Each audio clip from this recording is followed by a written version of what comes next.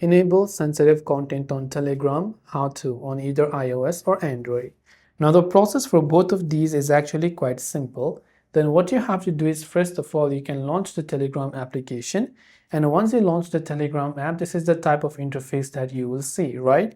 Then what you have to do is to simply tap on the three lines option located at the top left corner of the screen. Then what you have to do is simply go to settings. Now previously this was not possible from the app, but now it is possible for us to do this from the app. From the app you can go to chat settings and just try to scroll down. When you scroll down under chat settings, at the very bottom you can see the option show 18 plus content. So if you want to enable sensitive content, if this toggle is turned off, just make sure to turn it on and tap the confirm button to be able to enable sensitive content on Telegram.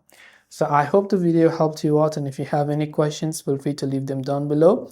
As always, thanks for watching till the very end of the tutorial, and see you soon in the next video.